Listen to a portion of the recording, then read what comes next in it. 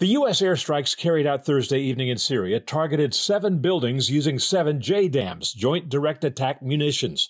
A Pentagon spokesman says 17 Iranian-backed militia members were killed and notes the attacks were in retaliation for, quote, recent attacks against American and coalition personnel in Iraq.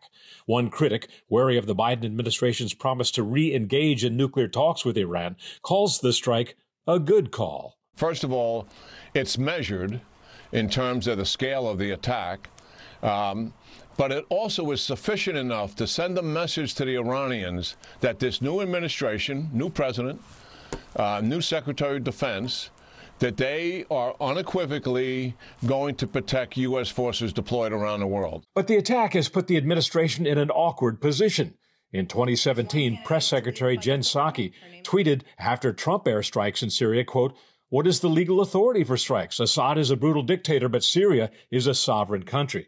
And in October of 2019, then candidate Joe Biden tweeted, "I'll be discussing Donald Trump's recent actions in Syria and how his erratic, impulsive decisions endanger our troops and make us all less safe." For one Republican senator routinely opposed to foreign military entanglements, the strike showcases a hypocrisy of the left, which often accused President Trump of a hawkish and reckless foreign policy, while ignoring his peace deal with several Arab nations, as well as his desire to withdraw U.S. troops from around the world, including from America's longest war in Afghanistan. But even on the Afghan war, the conservative libertarian position was Trump's position to leave.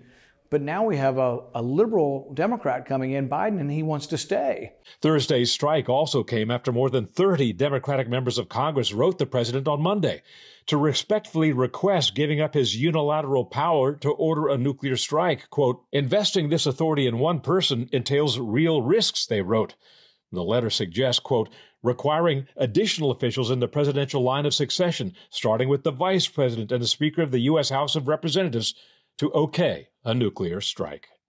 That letter cites as the reason for giving more people nuclear launch code authority is the past behavior of former presidents. Some see that as a not-so-veiled reference to President Trump, but some also see it as a not-so-veiled reference to President Biden, whose occasional mental lapses also raise questions about sound judgment. Doug McElroy for the Washington Examiner.